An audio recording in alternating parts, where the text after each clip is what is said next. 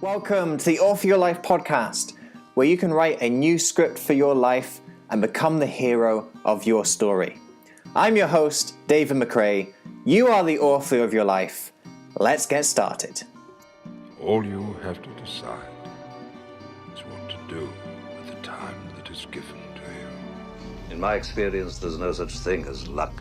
It is not our abilities that show what we truly are. It is our choices. Hello, my friends. Welcome back to the Author Your Life podcast. Today, I'd like to introduce our guest on the podcast, Viktor Sághy. Now, Viktor Sághy is an intuitive coach who runs a business called Innately Whole. Viktor helps those who want to create something new in their life and business. He believes that we are all innately whole and that a high-performing good life comes from being fulfilled. Much as I do, funnily enough.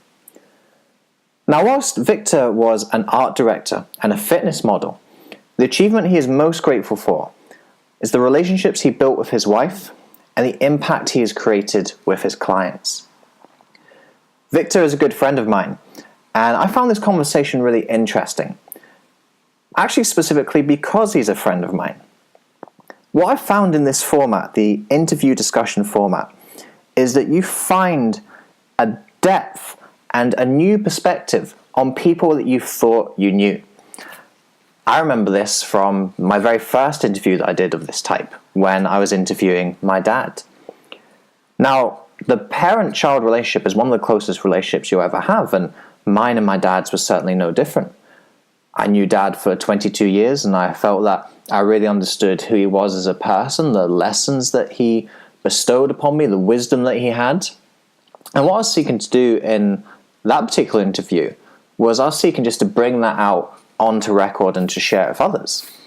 But actually what I found through the process of Dad telling stories and me asking questions was I started to find out new things about my dad, different lessons, deeper wisdom than what I'd experienced before.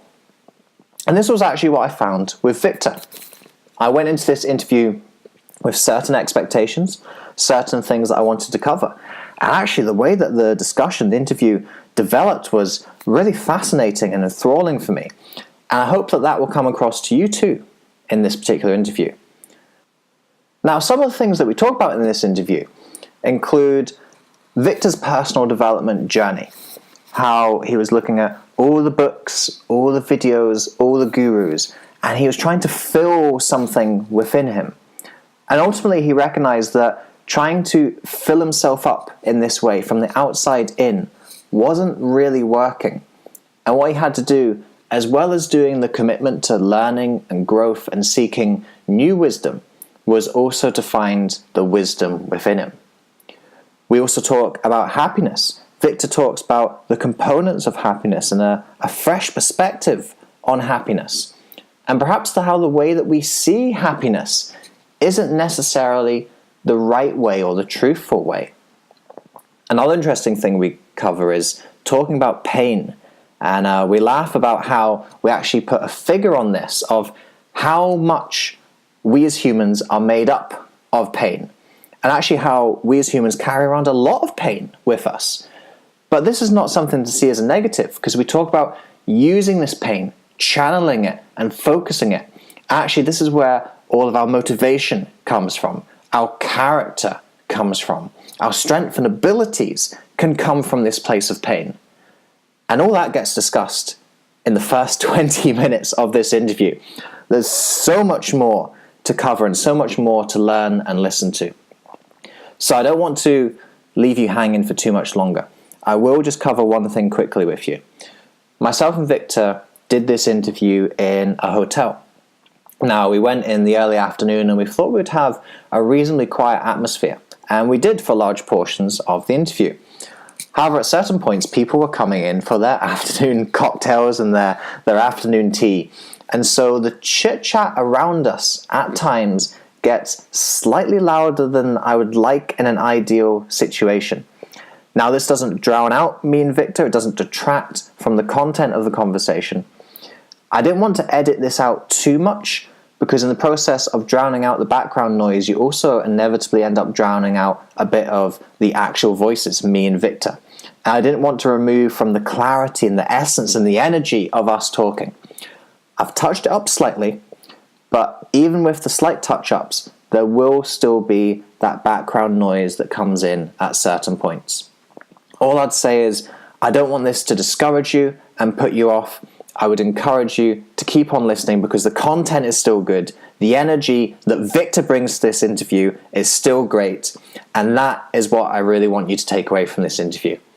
So without further ado, allow me to introduce my friend, Viktor Sághy. So, Victor, thank you for joining us today. Now, the listeners and the viewers have heard a little bit about you from myself already, but that's the what. What I really want to know and what I'm really interested in is the why. Why do you do what you do? Why are you here at this particular moment in time? Yeah, because you invited me. I couldn't leave that out. Yeah, start with why. So, I think there are two main sources, and whatever we do, we start with why. I think these are the two main sources usually come up, or always come up. One is the value, one is the biggest pain. So, to me, and they are also really interlinked. So, to me,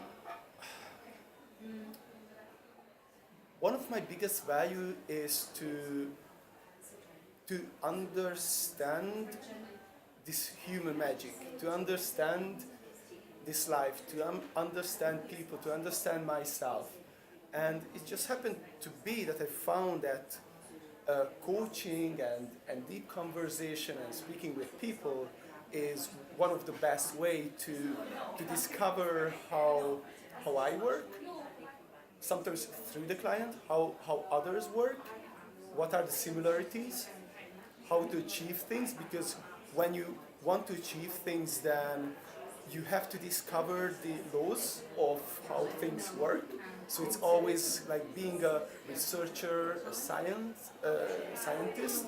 So that's one of my value, and that's the reason I'm doing this. I'm here, we're talking, I'm on this path. The other reason is my pain, and maybe that's the reason I became curious, because it's like I could draw it back to parents divorcing or things like this, you know. It's just happened to be that as a kid, I didn't understand a lot of things in the world. I didn't find my place, and somehow I always felt that I have to be good, I have to be good enough to be lovable, and I think that probably all of us have a certain degree of that we feel that we have to be good enough in some way or form in order to be loved.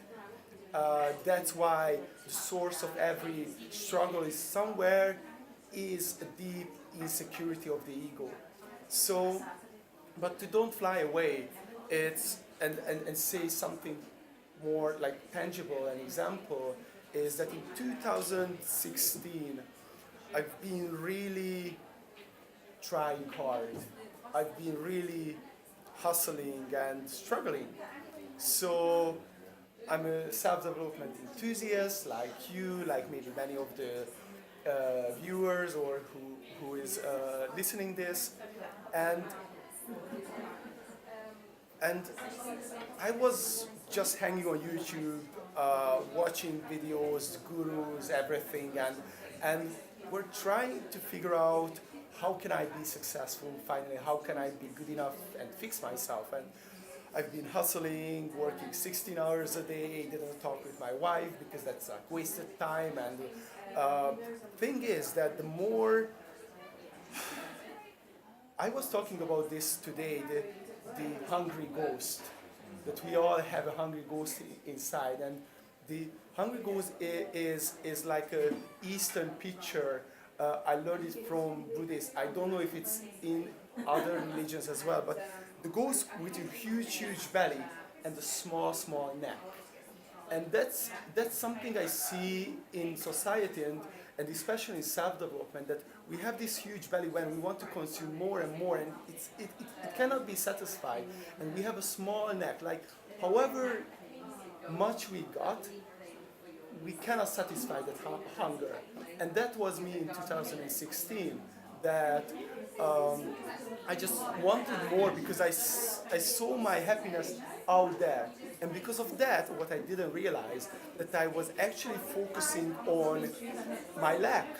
So the lack started to grow. I started to grow depressed.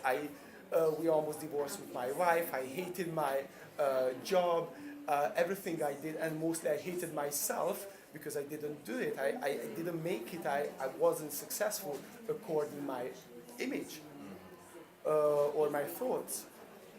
So I became so desperate. I suffered because of that so much. I was depressed, suicidal. That I came to the point that it was easier to my ego to see the totality of my reality.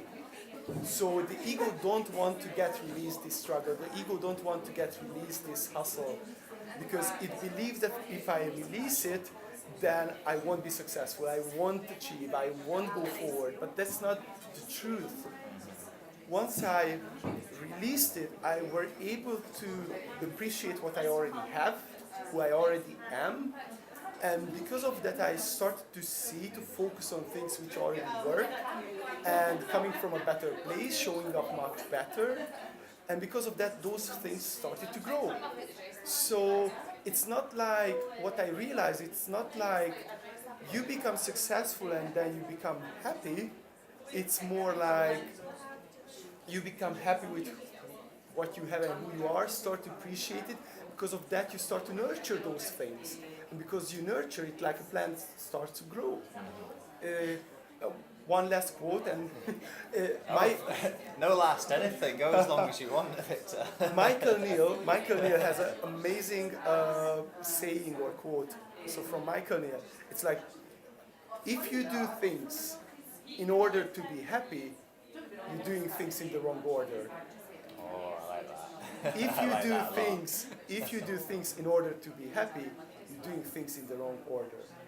It doesn't mean that you don't do the things. It doesn't mean that you don't get the shredded body or the money or the business or the girlfriend or whatever, or boyfriend.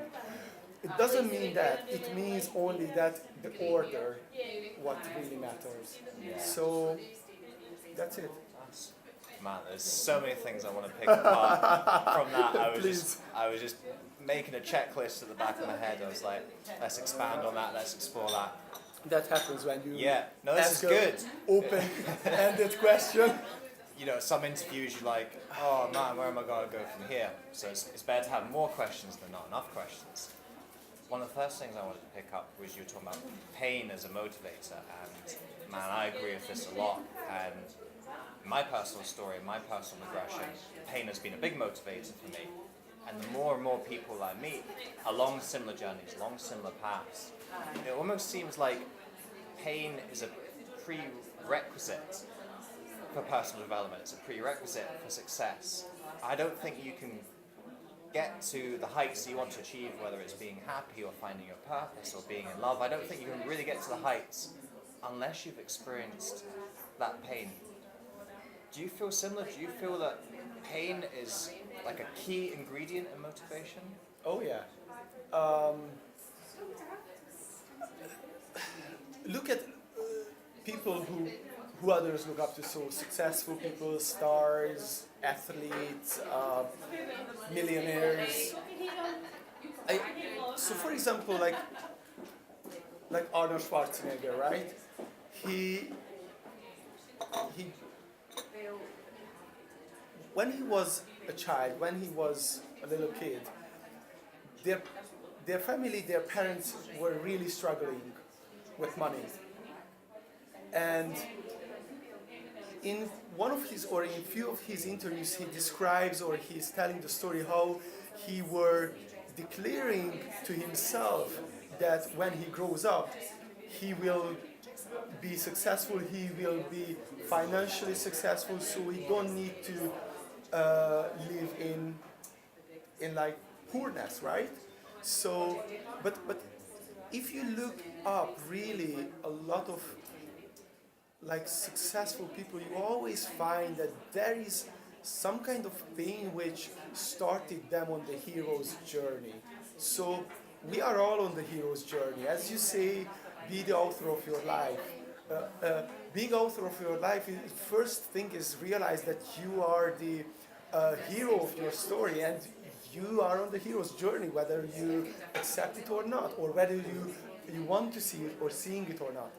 So, and what does it start with? It's like it always starts with a neutral point, that you are at home, everything is nice, everything is fine. Sometimes movies skip that point and go quite, right into the conflict. But sometimes, it's like birds tweeting, da, da, da, da, da, everything is fine, because then you can build a contrast and boom, something happens.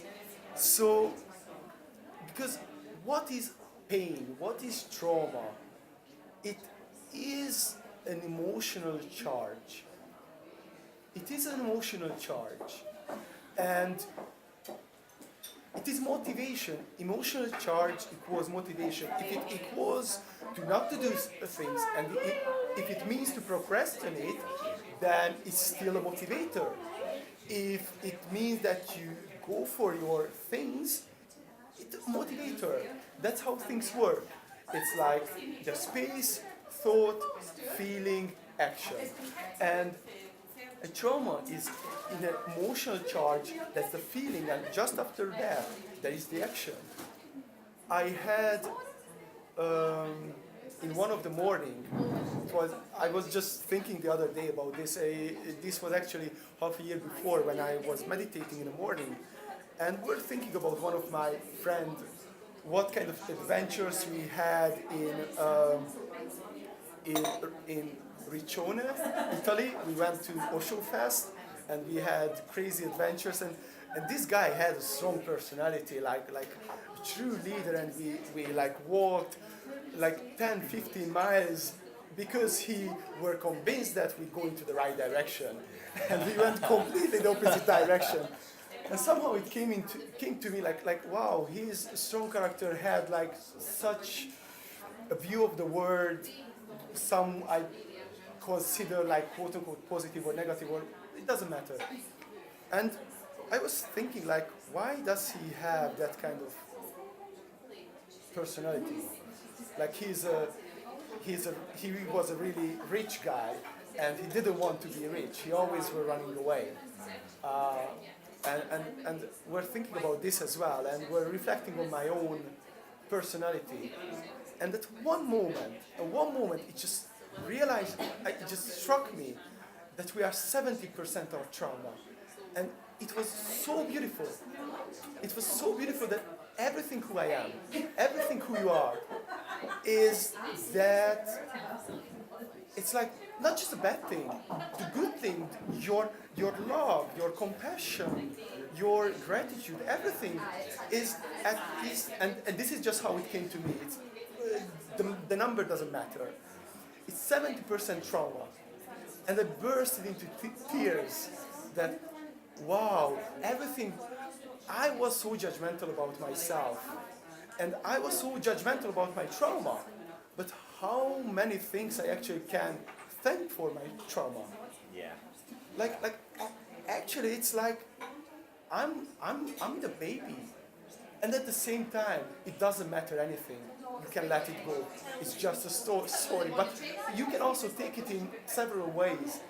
Maybe that's why it didn't come as 100%. But just, you see, that's why I think that actually understanding and discovering the pain behind and purpose and turning into purpose, a story, stepping onto the hero's journey, I think that's why it matters so much. Yeah, I love that.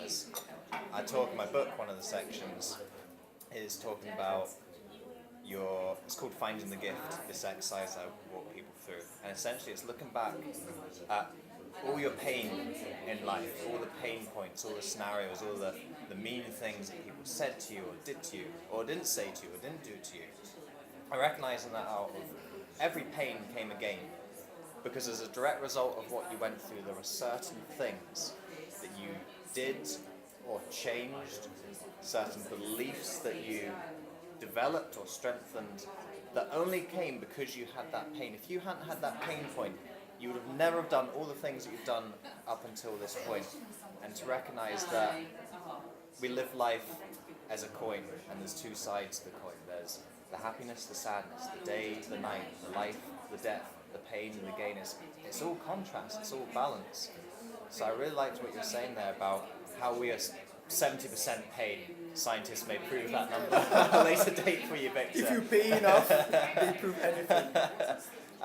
The number doesn't matter, but recognizing that you are, so much of who you are is your pain, but you don't need to let that define you in perhaps the way you might think your pain defines you, in terms of telling yourself the stories, getting into the victim mentality. Yes, you are 70% pain, but that pain has made you who you are today. So I really love that analogy, so thank you for sharing. I think it's really good. Like this kind of. I like how you wrapped it up again, and something came to me as you were talking about this, is that there are like two enlightenment here. The first enlightenment is to see that it's a coin. Two sides, happy, dark, or light, dark, happy and sad. So you can take the same story and take it as a purpose, or you can take the same story and take it as like you are the victim, right? Why is it that there are two persons? One has like a birth defect, missing arms, and becomes suicidal. The other person has the same defect and become a motivational speaker. Yeah. So that's like the first enlightenment in this area, right? The second enlightenment is that you realize the story is actually just made up. It's like a book, beautiful, and can inspire and have huge power and can inspire others. It's still made up. It's like a book is just paper and ink and other beautiful things put together, and when you look at it, you can interpret it as a beautiful book and a beautiful story. But it's still just a book, and it's not even a book, it's still just paper. And if you go even down more deep, it's just molecules and you find space. So there is no story. You're actually free to let go your story whenever you want. You don't have to even hold it. So first, you realize you can flip it. Then you realize you can hold it. And then maybe a third one, when you realize that if you have the freedom to release any story, you can actually choose your story again. You can create in the world by writing stories. And I don't mean to dilute or anything, just you have that power to say that, hey, today some shit happened and I'm gonna feel good. Because I'm choosing another story. So I guess that kind of thing. Yeah. I really like that. I'd love to find out what the third enlightenment is, if there is one. I missed that. I'd love to find out. Maybe the first enlightenment is finding that there is a story. Yeah. If we want to say, like many people don't know why they behave in the way they behave. So it's like when there is like someone finds him or herself in an abusive relationship over and over, and they don't even know why. They don't even know that there is a story, and sometimes their subconscious even buries it deep down. So I think the first one is just to be aware, and that's where, for example, therapy or coaching can help, to discover what's beneath that. Yeah. I'd like to shift gears a little bit here, Victor. Can you tell us about a decision that changed your life? A decision.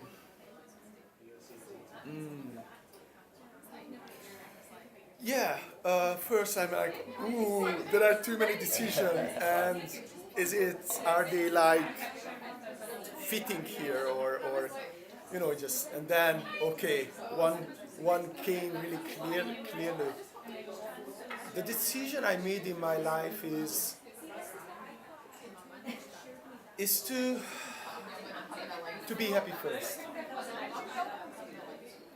and not define my happiness along what I achieve, but define my happiness and then go for whatever I want.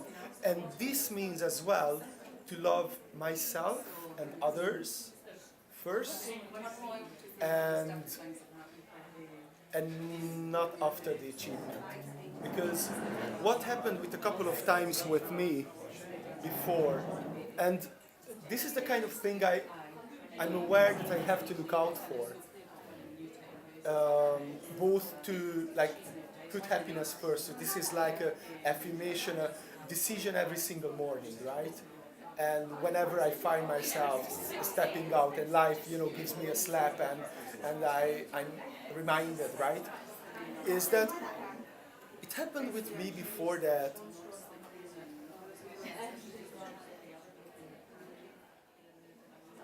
I think there is one more dangerous thing than being not successful, is to be successful and be deluded.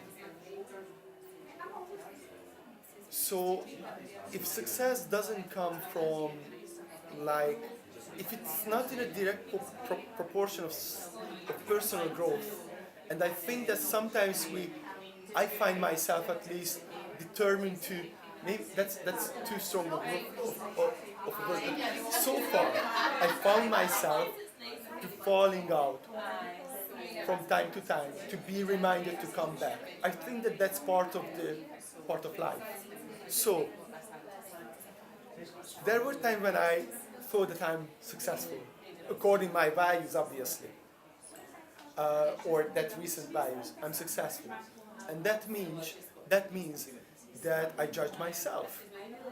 Either if the judgment is quote unquote positive, I still judge myself, and because our inner values is what we project outside, from that point on, I judged everyone, every single person and everything. So it means that when I was successful, I divided people to successful and not successful people. And I realized it just after I fall onto my face, because if success is not earned, and anyway, life has its waves, its seasons.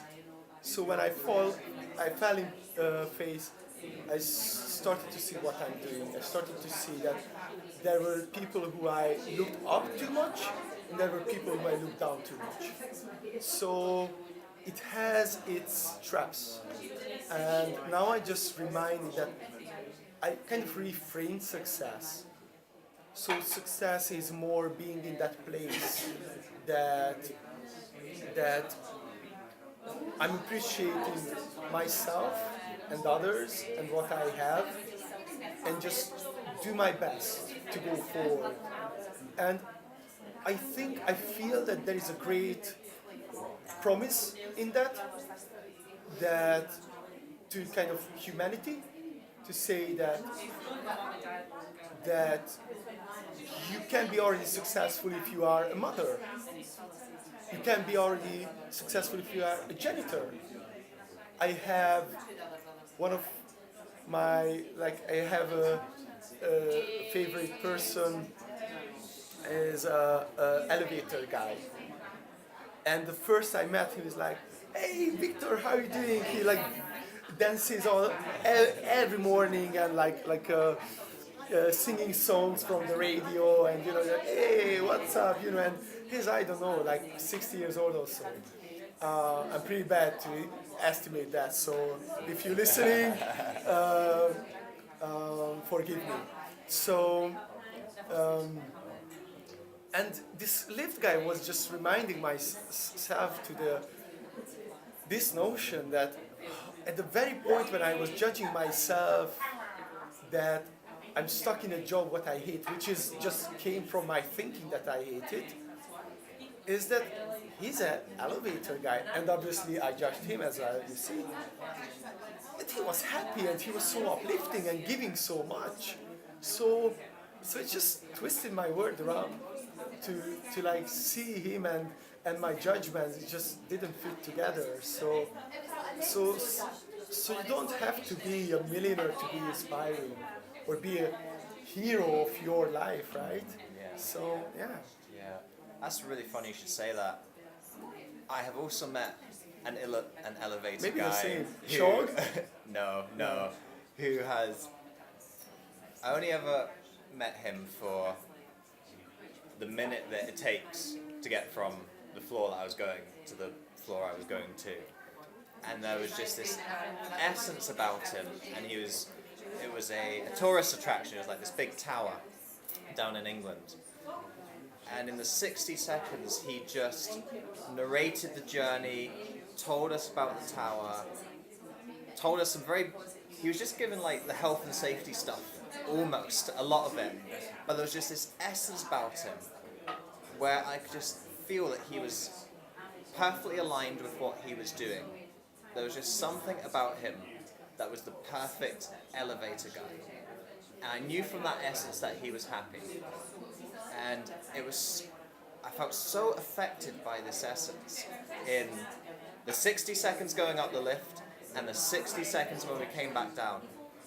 And if we hadn't been going somewhere else, I would have quite happily rode that lift the whole day. Just because being in that essence of someone who was so aligned with themselves and so aligned with what they were doing in life and what their place was in life, it was just a beautiful feeling.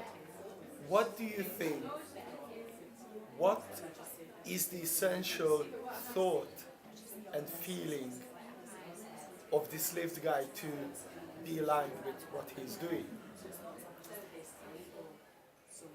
Part of that answer is why I'm doing the podcast.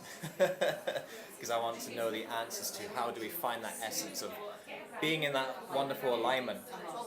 Sorry, is this guy then the kind of the fire starter of this podcast? No, he's not. No, he's not. It's just when you mentioned that, it made me think back through the archive and think through years and years. I'll give the answer that I know now. And the answer is exploring the concept of Ikigai. You might have come across this in your work. Ikigai, without going into too much of the backstory, it's a Japanese term which translates roughly as reason for being. And what they found is that people who are connected with their Ikigai live longer, have higher life satisfaction, a deeper sense of purpose. And the idea of Ikigai is that we all have our personal Ikigai. We all have a very specific reason for being on this world. And that reason for being isn't to be the athlete, isn't to be the movie star, it isn't to be the Fortune 50 CEO. It's to do exactly what you're supposed to do, your own special, unique place in all the cogs and machinery that make this world work. So for some people, their Ikigai is to be a fisherman. For some people, their Ikigai is to be a coffee barista. For some people, their Ikigai is to be an elevator guy. Yeah. That is the closest answer that I've found, is to find that essence of that alignment, happiness, fulfillment, the various words you can put to it. This concept of Ikigai seems to be the closest thing that I've found so far. To live your Ikigai and to be in your Ikigai every single day. You're just living in that place of alignment. It's basically, if I understand you, just saying what in the Western world they say higher purpose. Yeah. So when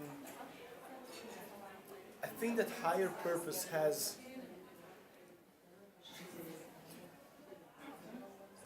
I love the word higher purpose. And there is an end for later on. But first, I love the word higher purpose. I even put it into like Innately Whole, Fulfilment, purpose, mastery. So like 3 values, right? And because when you find an ikigai, that higher purpose, the important part is that there is something higher than your ego, or than my ego, or our ego, right? And because of that, it's like the suffering really occurs on the ego level, which we could substitute with psychology, which means the trauma, the victim, the pains, right? So that's where the pain happens at our psychology level. And the higher purpose just goes beyond that, but not without neglecting the person, the ego.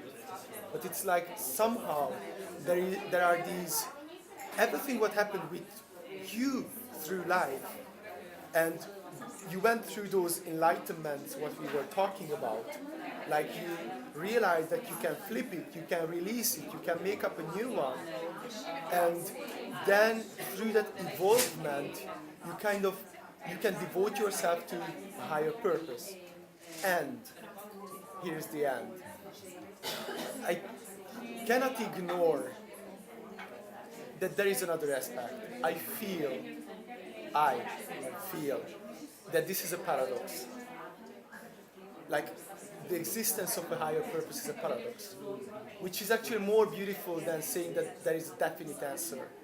Because many people suffer today, this moment, by the thought that I don't have a higher purpose. So if I would say that if you don't have an ikigai, you are less, I would say it's the same if I would say if you earn this much of money a month, you worth less than a millionaire, or if you single, you worth less than someone who's got a partner, or if you didn't win a beauty contest, then you worth less compared to someone who did. That's just rubbish. Because everyone has an ikigai, which means that everyone has a uniqueness. So you see, it's a paradox.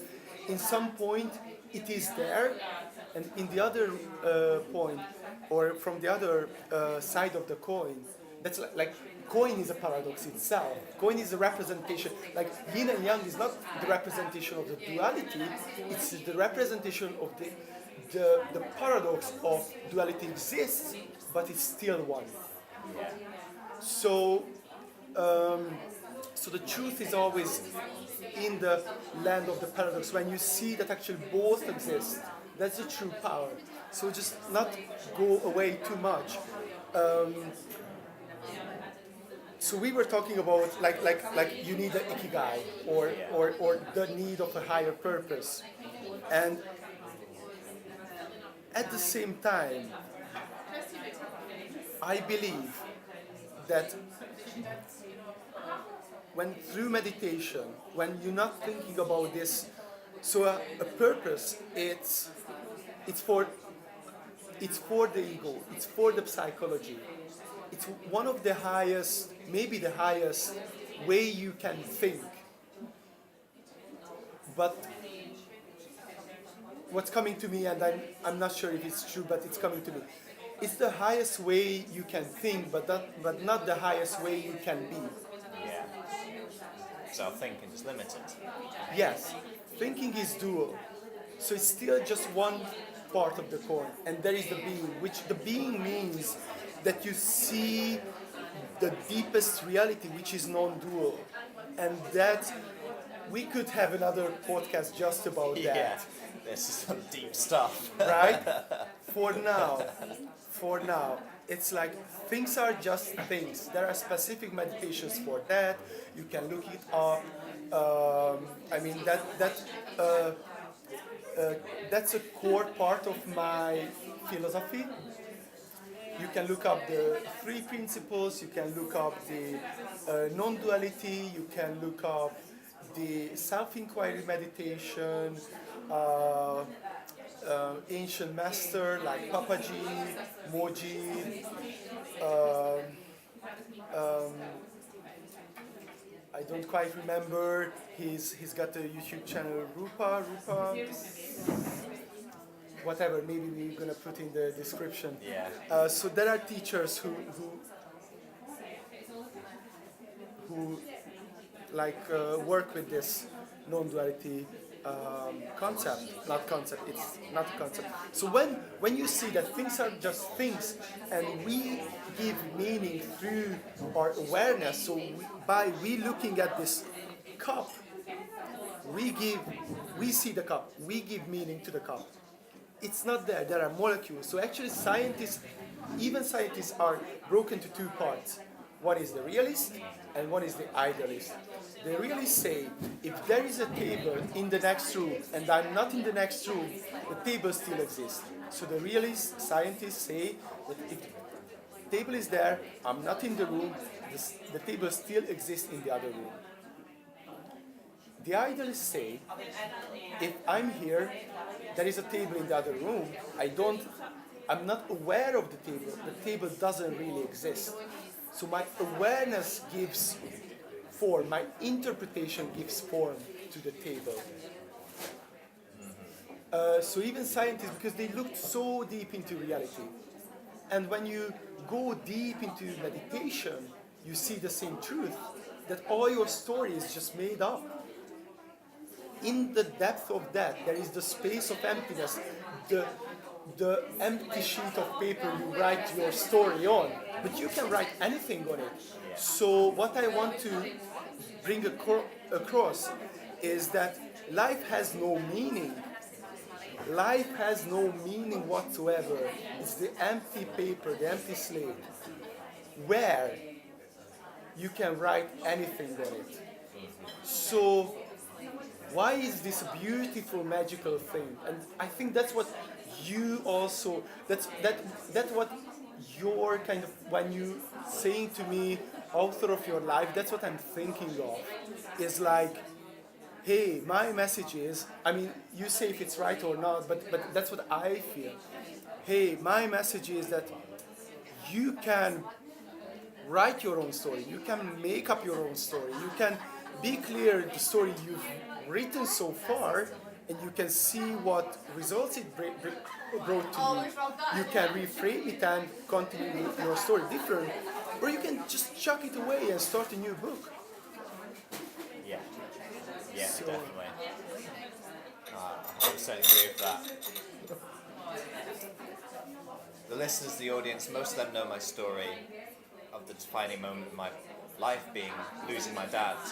And actually I was talking about a little earlier on today for another bit of material.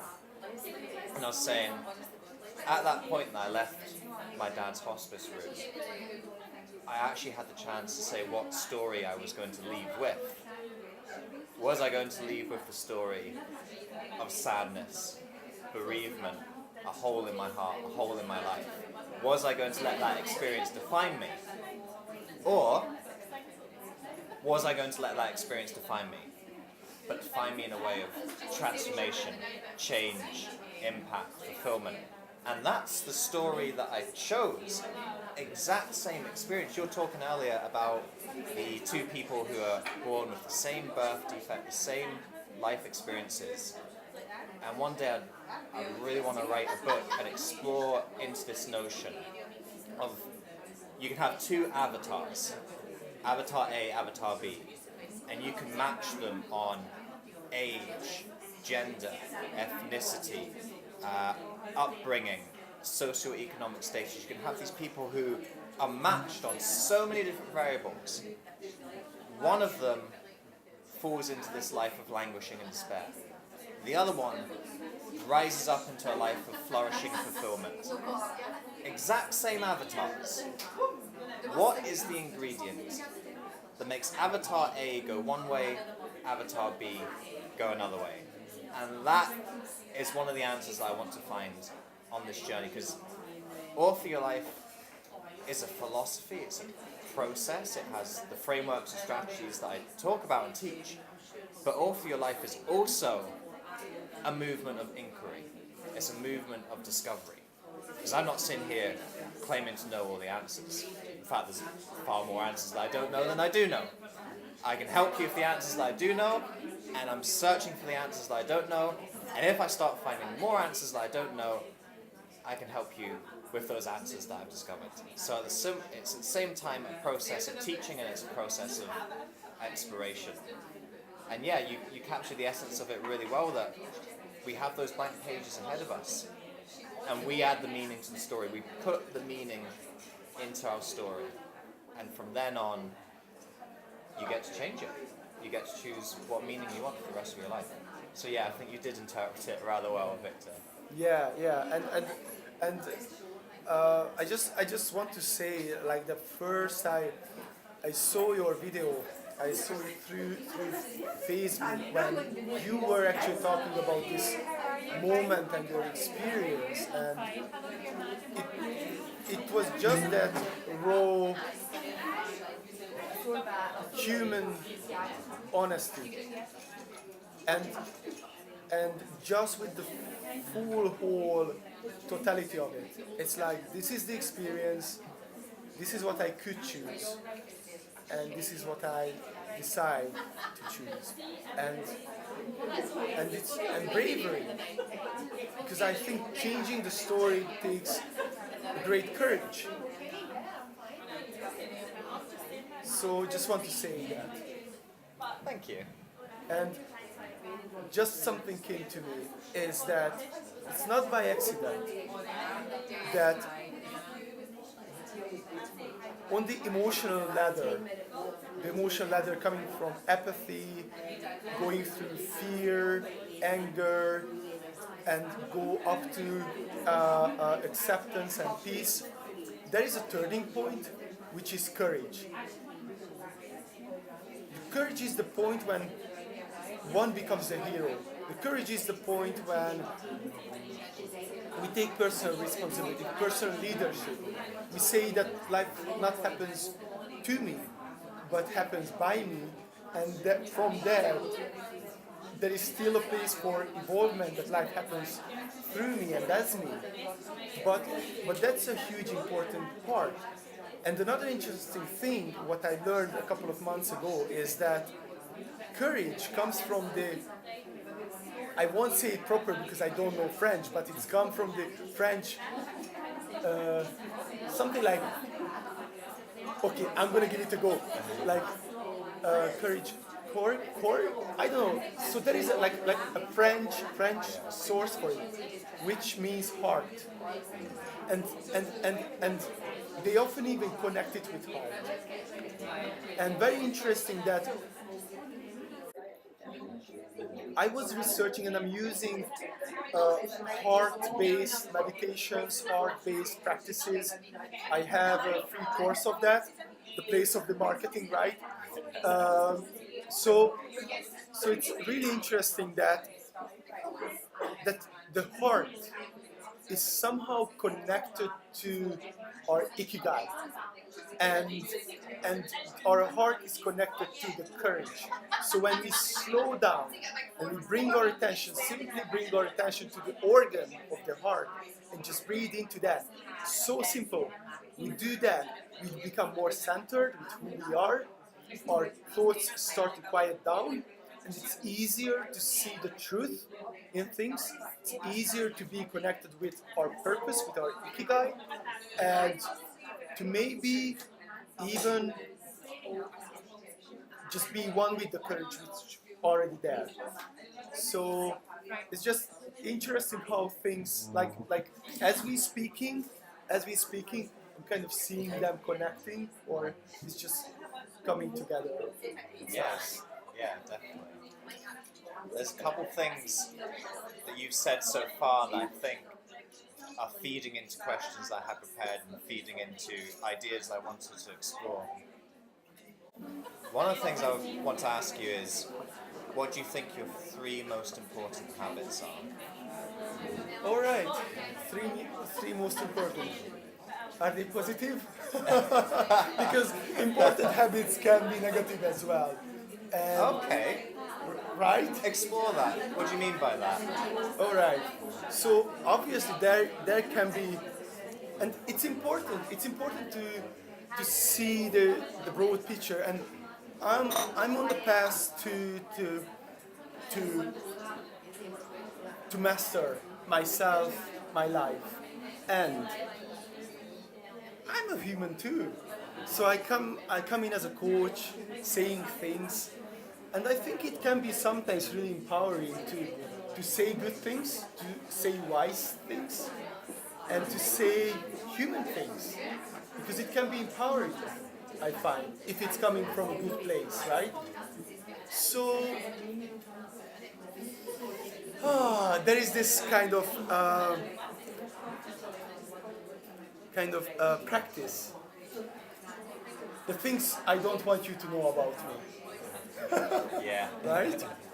That's like becoming in the courage. Yeah. So some habits. I was saying before that I have to look out for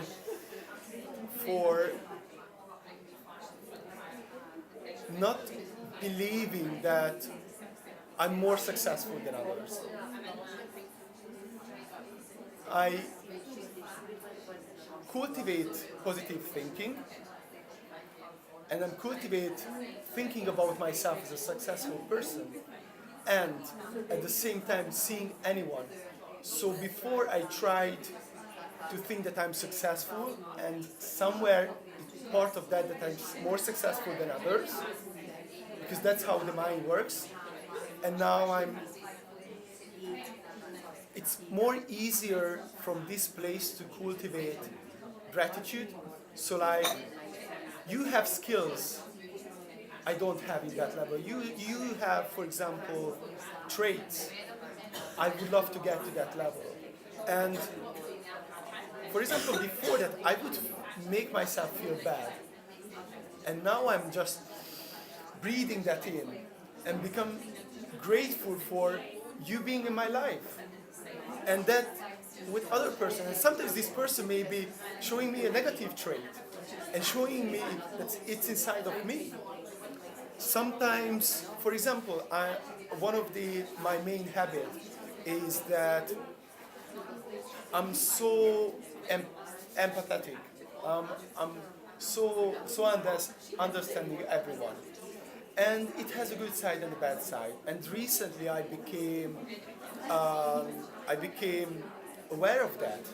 Actually, my wife helped me to see that. Is that it's a great strength, especially in coaching, that I can really understand the other person. I can really intuitively be empathetic. And at the same time, sometimes I use that as an excuse to confront. So to me, it's to be aware and to discover the other part of my power, to be able to confront and to be able to hold the reality in a place. Because sometimes what is leadership and this kind of confrontational persuasion is that you hold the reality. It's just a chosen reality, but you hold it so strong. Others cannot do anything but to like mold to that. And sometimes that can be a really powerful tool. So I'm actually learning that from other people, from my wife, from other, coaches, leaders. So that's one thing. I think I mentioned two now. Just wanted to bring you back to your first one. You were saying being able to not see yourself as more successful than someone else. Has there been a particular practice or an exercise that really helped you get that reframe into your mind? Yeah. I mean, one is the understanding that there is no such a thing that you fixing yourself in terms of you are already whole.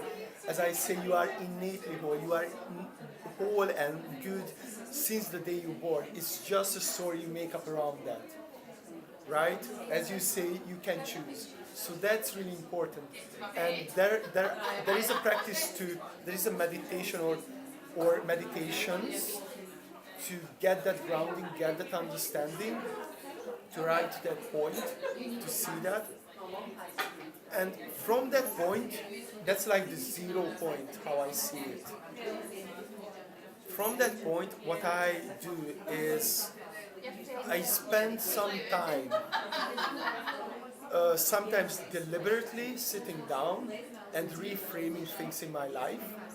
Sometimes just building up the habit during the day to just, whenever I noticing negative thoughts, is just reframing that and to remind myself like the good things what happened.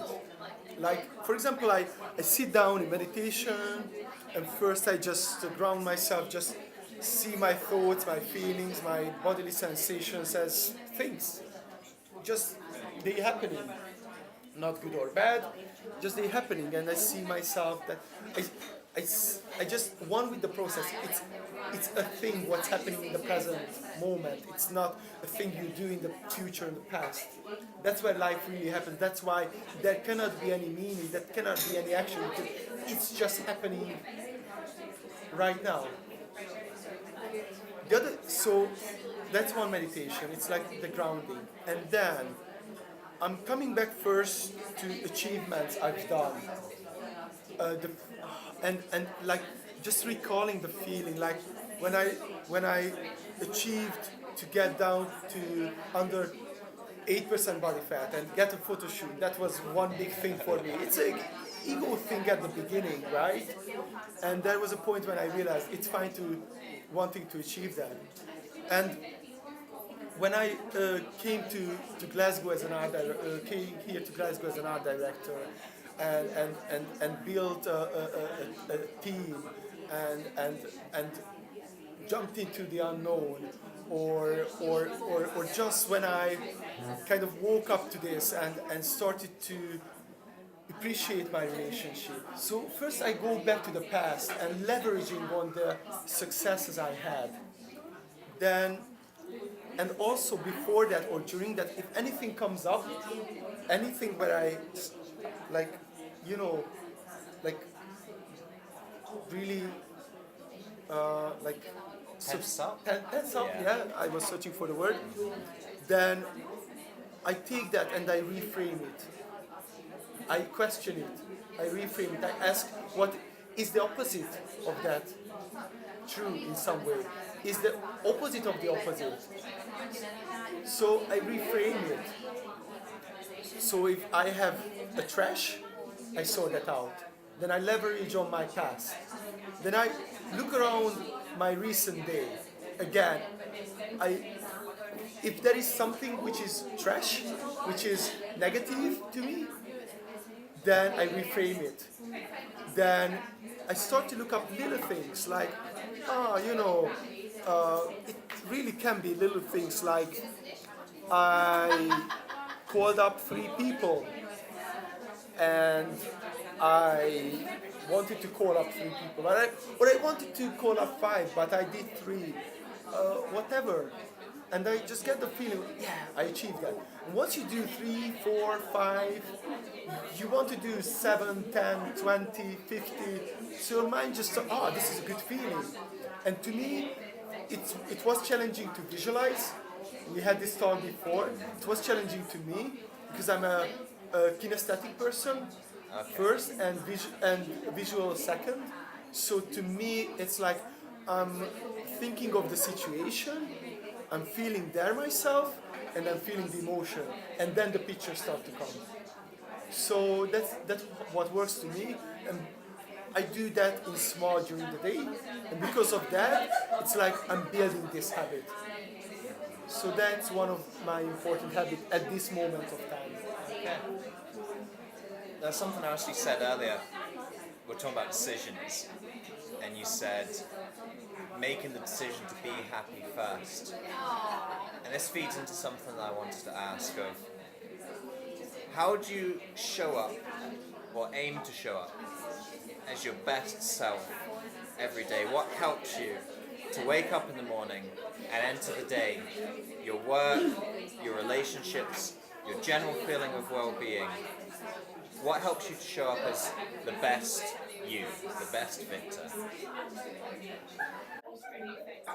First, the same exercise. So that's what gave me the biggest leverage or the biggest impact recently, is combining the working with the your being under the psyche, which is like just releasing, just allowing your psyche to just the monkey mind to just jump around. Yeah. So some call this mindfulness. To me, it's more mindlessness. Yeah. Because your mind may be full, so maybe it's accurate. Your mind is full. Meditation doesn't mean that you empty your mind in that sense. You just become resilient in that place. You just allow, you just accept the totality as it is, and then things starts to calm down. Like the murky water starts to calm down. So that's one practice. So I work with that first. That's the basic, because if you just do NLP and hypnosis, great stuff, but you kind of still stuck into the monkey, or the hamster wheel, the monkey game of becoming good enough for You're kind of struggling. playing on the monkey mind's field. You're using thought techniques to combat thinking. So it's almost playing the monkey mind at its own game. I like It's reframing. it's not combating. So the first one is just, that's it. You cannot combat with demons, Yeah. right? You invite them to a cup of tea. So the reason of panic attacks, that first it starts in small, and people then starts to fear having a panic attack. Same with depression, is like you have a negative thought and you start to have another negative thought about the negative thought, and again it spirals out and takes you over. So you cannot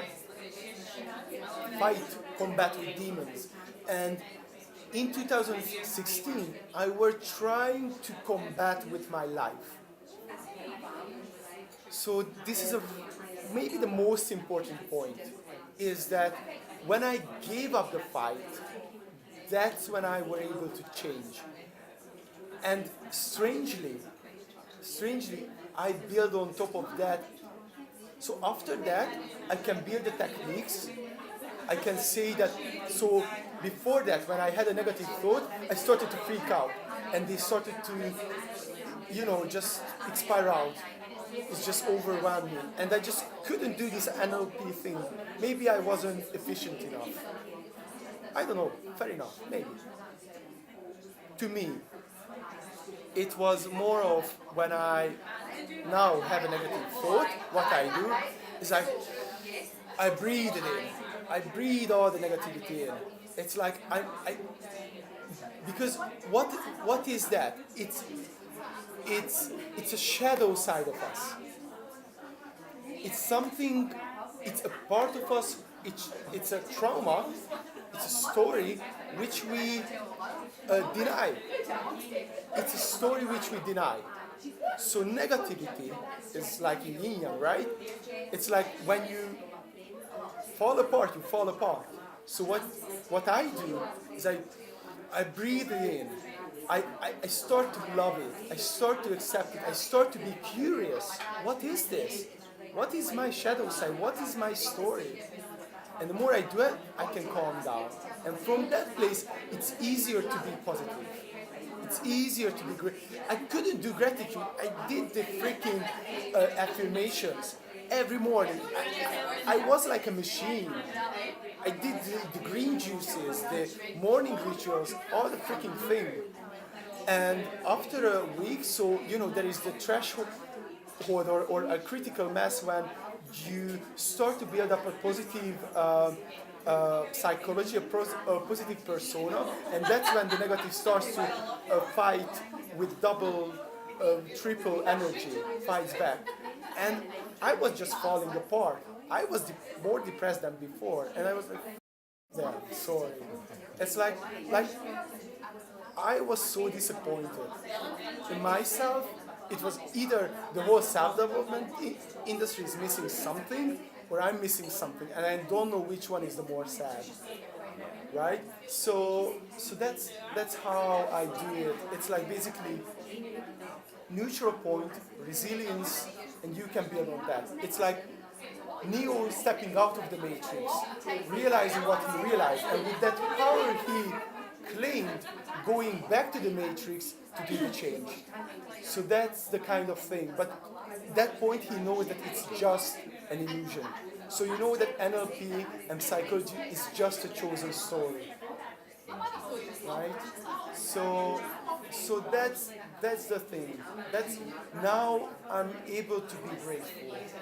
Now I'm able to think positive, and I doesn't do it all the time. I fall out sometimes.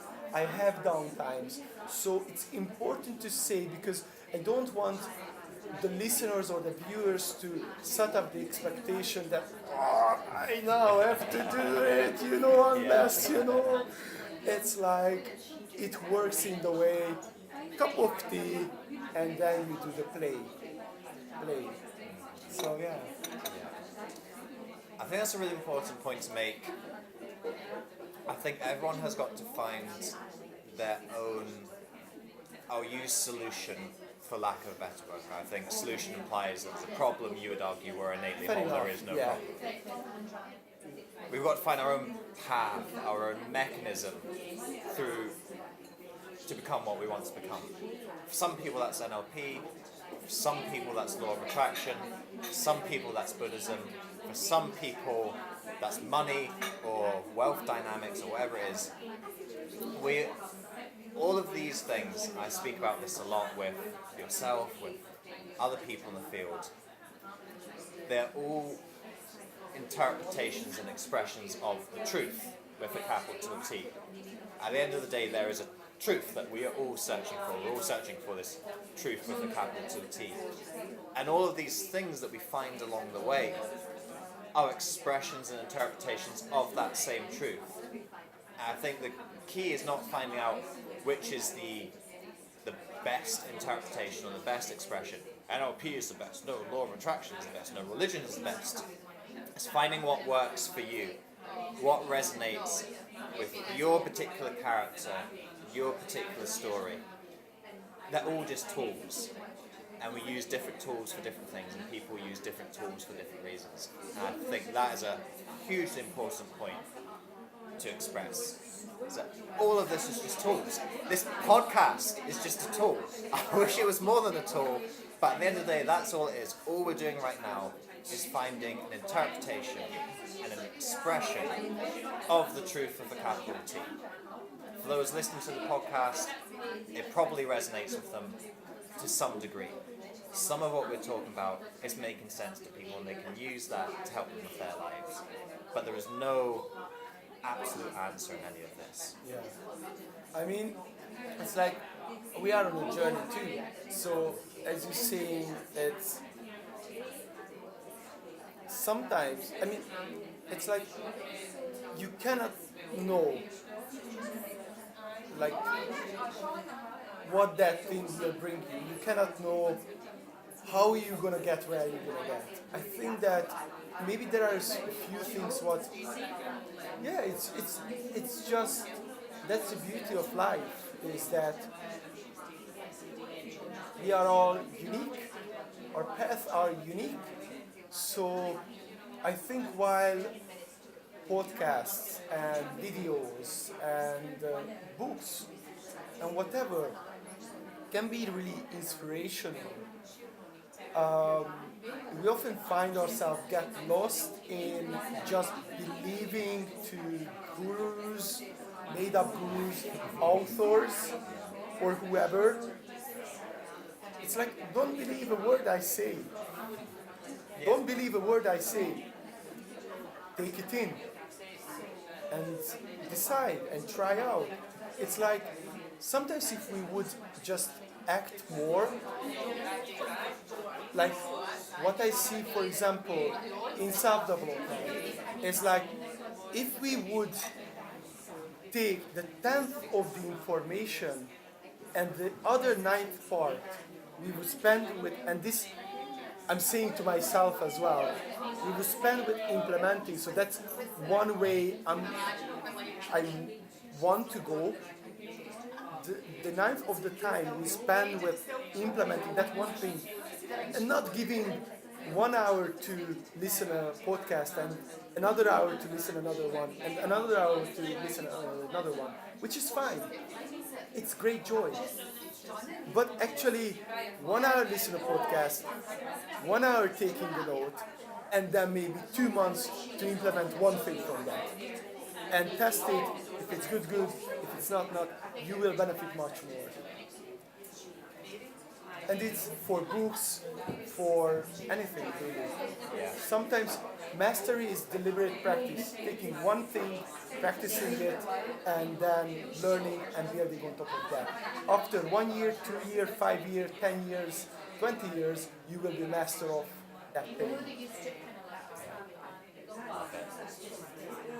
You've spoken about a lot of challenge, a lot of pain during this interview.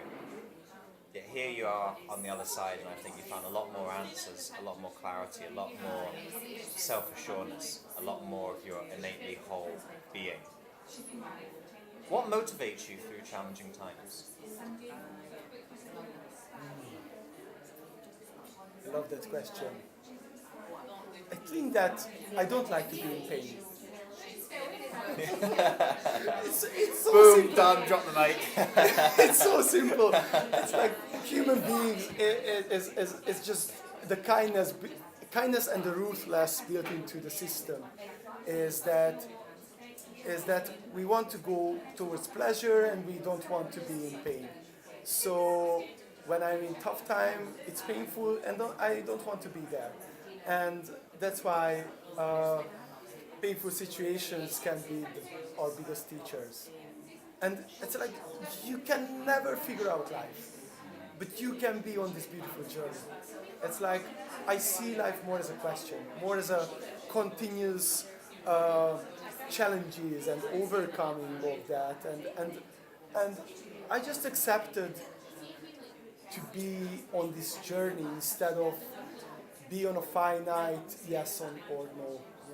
So yeah, pain. Yeah, back to what we were talking about near the beginning, wasn't it? How can we bring more love into the world?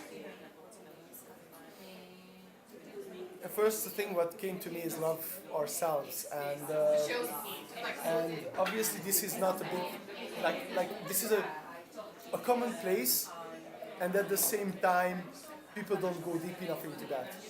So I think maybe one wisdom or insight of mine I could share is that when we talk about love, we often leave out ourselves. When we talk about compassion, we're like, being compassionate to a homeless guy, or being compassionate to someone who's angry with us. But we don't realize that actually everyone is included us, right? So that's one thing. The other thing is that what is true love? True love is unconditional love. And it's non-judgmental love. And we cannot truly love. I mean, you see, I'm going deeper and deeper and deeper. Go as deep as you want. So it's like, however or whichever level you resonate with at this moment, take that in, and I'm here so you can listen to this back maybe a year later. So unconditional, and I didn't understand this for a long time, and I'm sure that there is a depth for me to discover. So it's unconditional, it's non-judgmental. Now, the mind, the psychology, the thinking is judgmental by nature. So just by me naming you as David, I already attached a lot of things to it. Maybe most of the things are good, I hope so. but it's still judgmental. If it's good, there will be the other side of it. Because maybe next day you show up different, I feel hurt, but it's all coming from my mind. It's nothing to do with you. If you or someone else or the situation upsets me, it's not the other person, it's not the situation what upsets me, it's my judgment on the situation what upsets me. So that's when it all, and it's not like this hokey pokey, like accepting everything and being cool with everything. It's like you still freaking action oriented, and maybe that judgment has its place. I'm not quite sure, but maybe it's just you drop into that non-judgmental understanding, and from that point you will just have a clear seeing of this action. This person does this action because maybe this trauma or this ignorance or this understanding. Not the person is the bad, but the action. But this action is actually will have this outcome, and I don't want to do that. So it's like I'm contradicting myself because this is a paradox, right? But at the same time, the true love is coming from that understanding that not the person, not the murderer is the bad person, but the action. And sometimes that's really challenging. Even for me, it's sometimes really challenging to get into that place. So I can be in the place of, everything is like, the situation, the person, or I can drop into the place of, I understand, and just there is a clear, a more loving action, usually coming from that place, and often that action is more in flow, more in intuition. You don't know why you're doing it, but you just know that's the right thing to do. Did it answer? I think so. It's not a question with an easy answer. It's interpretation of the truth, as always. I think judgment is a key part of it. If I look at the state of the world right now, lack of love comes from this separation into me versus you, us versus them. We see it all over the place. White versus black, liberal versus conservative, black versus white, Christian versus Muslim, man versus woman even.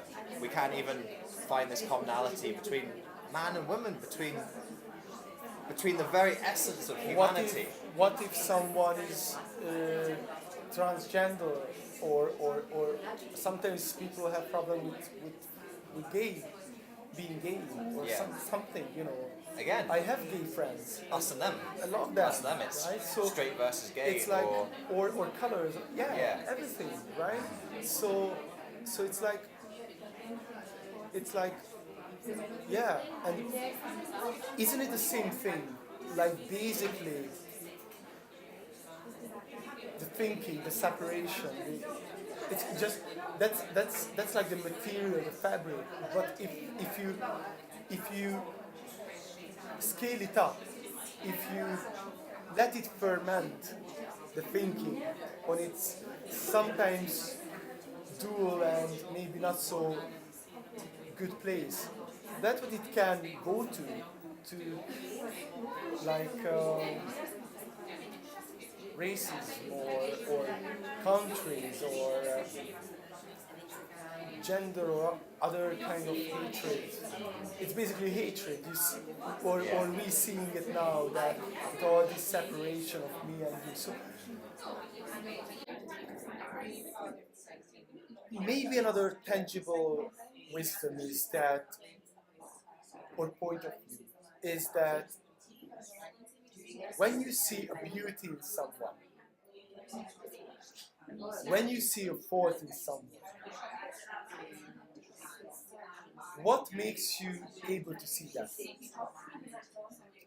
What is the thing what makes you able to see the beauty? What makes you able to see the fault? Where is it? Where does it come from?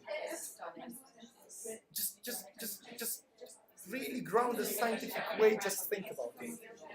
Where does it come from? Isn't it your thinking? Isn't it your how you see the world? Isn't the beauty you see in others is the beauty you experience within yourself? Isn't the fault you see in others is the fault you see within yourself? Otherwise, if you wouldn't have a concept for it, you wouldn't see it. So that's how law of attraction creates the world. I mean, there are different levels to it, but I like to throw to the world a more kind of grounded way of seeing it, because people go into this floaty thing, but sometimes it's just we seeing the world different, we manifest different things just by seeing different things. Yeah, I'd agree with that. What advice would you give to a 5-year-old on how to live a fulfilled life? I didn't give any advice. I wouldn't give to a 5-year-old. Why? To a 5-year-old. It really depends on the person. I would just spend time with them, and if there is something, I think what people don't. This is my view. I think what people don't understand that a 5-year-old, even a 4 or sometimes 3-year-old. So when they start to like speak, and you can communicate, they are much more. They can understand far more than adults usually give credit to. So they think, oh, I can do stupid things. The child won't understand that. They will make a sense, they will make a feeling in some way. They're much closer to that kind of innate, that kind of maybe animalistic, that kind of instinctual understanding. So maybe they don't understand intellectually, but they soak it in like sponge. So one thing is what we do, is how we show up, who we are, is the best advice to a kid.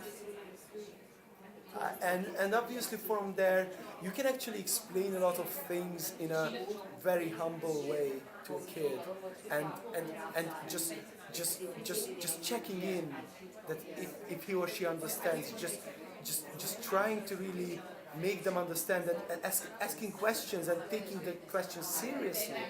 Then they really try to understand things. So I would say is just be really open and look at them as a human being and not like a kid.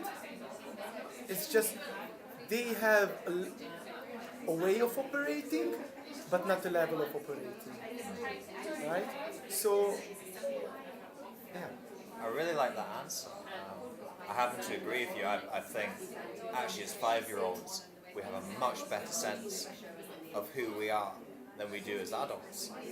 And I think a lot of personal development, self-development, is not a process of addition, but actually a process of subtraction, of taking away the layers and the trauma and the rubbish and the lies and the stories that you've built up since the age of 5, when you're actually, I'll use your words, innately whole, and you're actually trying to do this little loop to get back to exactly where you were.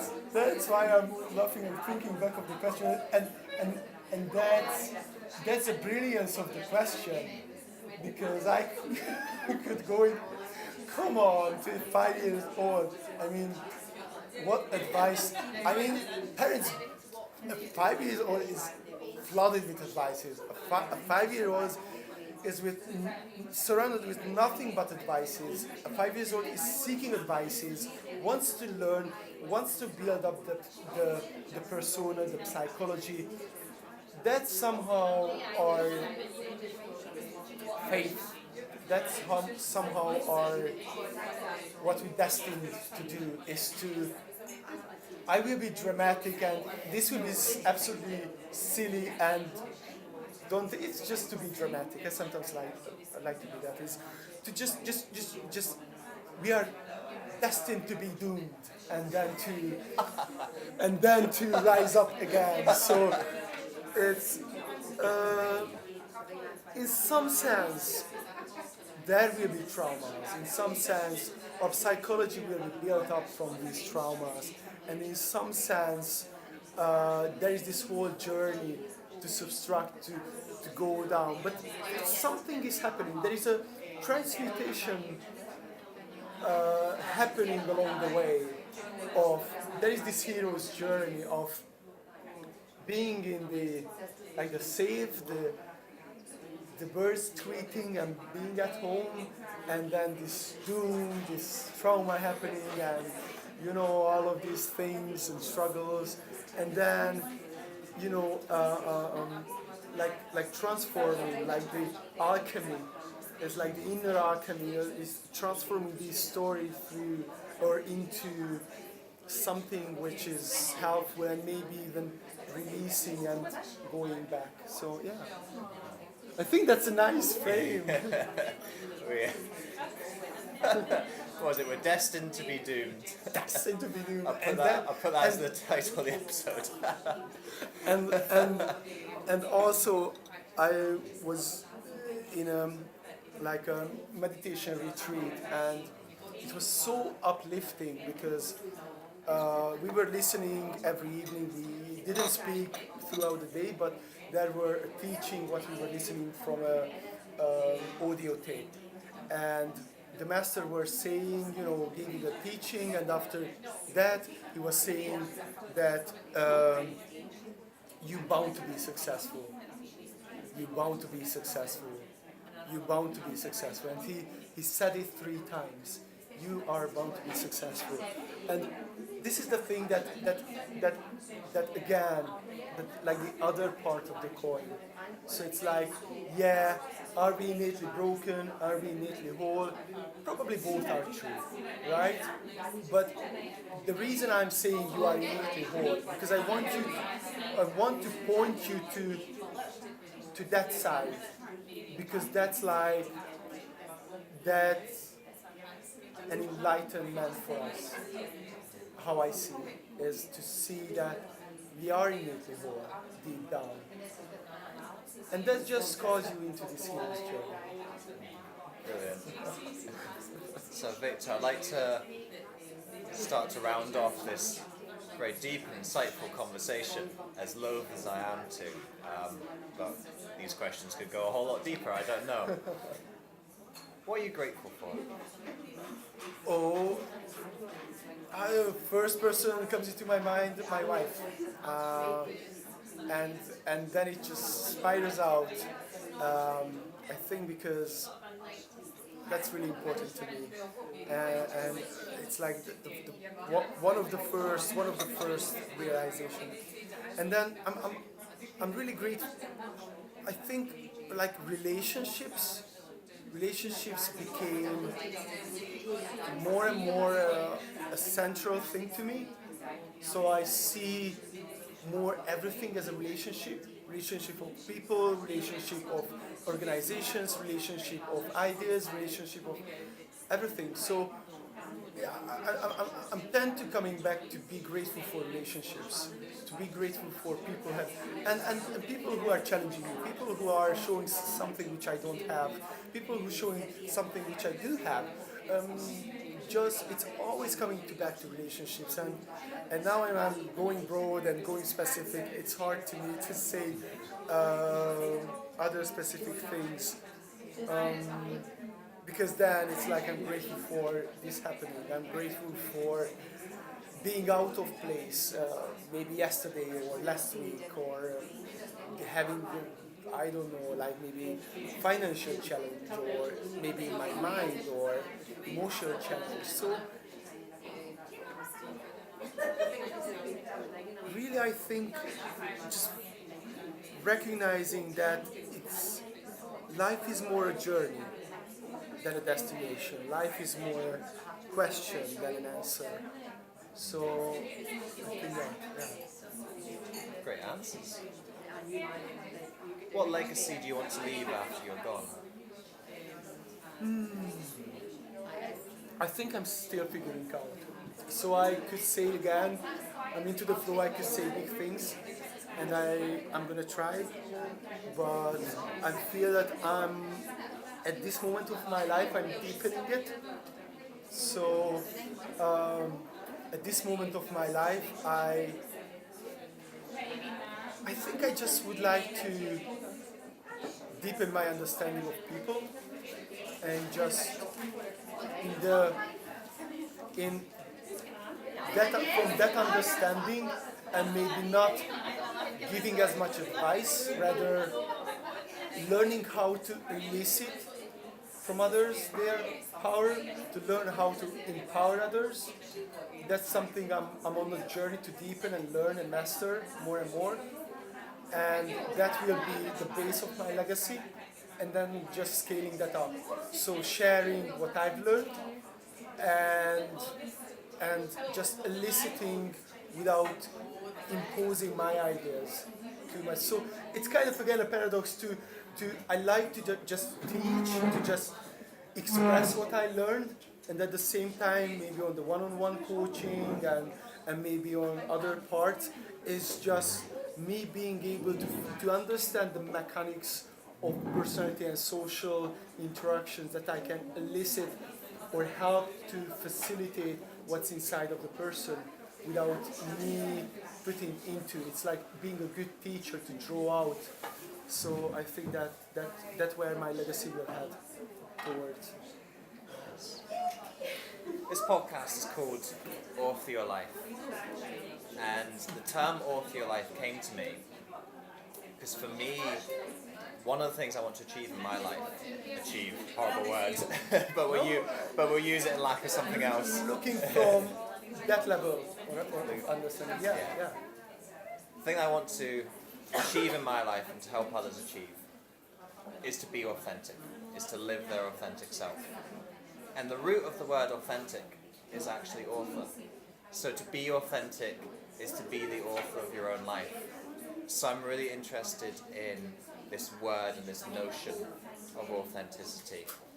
So for you, Viktor, what does the word authentic mean to you? I think it's the good thing is authenticity, that most people understand it. So, and that's why I think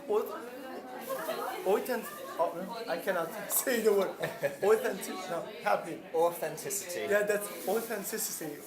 One of the moments when it becomes a tongue twister. That people understand it. It's one of the first values people have. So if I would do research, I'm pretty sure that would be one of the first. Authenticity is basically when. So my question is, when do you feel authentic? There is a feeling to it, and if you remember, that feeling is really heart-based. That feeling feels good, and somehow it around the heart. It's like you're not up in the head. There is like something just to flow. You just do it. You just know it's right. You just know it's authentic, and that's what people refer to when they talking about authenticity. It's like you're not up in your head. You're more in your body, in your heart.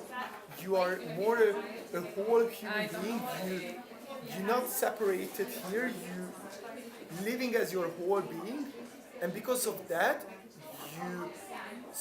you acting from your heart, courage, from your heart. That's where intuition comes from. Intuition is when you just know it's right. You just know it's authentic, and you're coming from that. On the flip side, sometimes this can be like, oh, I want to find authenticity, same as with purpose. Sometimes people use authenticity as an excuse. The difference between the two is the same difference when people asking, how do I know if this is a intuition or I'm just making up? It's like, when it's intuition, it's like, it's coming from a sense of being, from a sense of heart, from a sense of knowing without intellectual knowing. That's why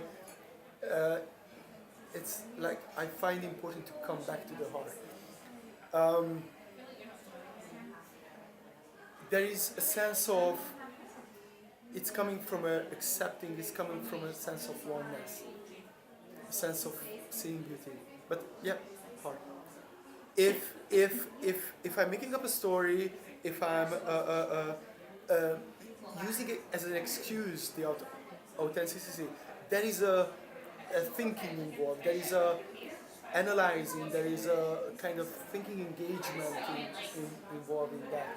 So authenticity, being author, means that you are courageous, you come back to your heart, you are as a human being, and eventually to me is that you are just living, just being as innately whole, as Zen masters say, don't just, it's something like, don't just meditate, sit. It's because when the meditator tries to do the meditation, it's not authentic. But when the meditator is just, not even sit, but just being and just accepting the whatever it is, don't try to do it. There is no trying. So that's when you are authentic. Yeah. Great answer. Viktor, for those who've been listening to the podcast who have liked what we've been speaking about, who like the concept of innately whole and some of the other concepts you've been talking about, where's the best place for them to go to find out more about you, sample more of your work? Yeah. So I guess there will be links. So in the comment or in the description. Yeah. So it's like viktorsághy.com, Viktor Saghy, and Viktor with K. So viktorsághy.com, and then if you type into Google hashtag innately whole, in one word, hashtag innately whole, then you will find on Instagram, YouTube, Facebook, Twitter. I'm not always active because sometimes I'm more extrovert, I'm living more a summer part of my life, sometimes I live more winter. Maybe that's something what will change in the future. At this time, you will find videos. I have a closed group on Facebook, so you can find me there. Brilliant. Well, Viktor, thank you very much for joining us today. It was really a great pleasure. I really loved the questions. I really loved the receivedness and the reflections, and there were just a great resonance, and we could really go deep. So thank you for that. Thank you. Thank you so much for listening to this episode. If you enjoyed this episode, I'd appreciate it hugely if you could head over to iTunes and leave a rating and review for the podcast. With your review, please be as honest and detailed as you can be.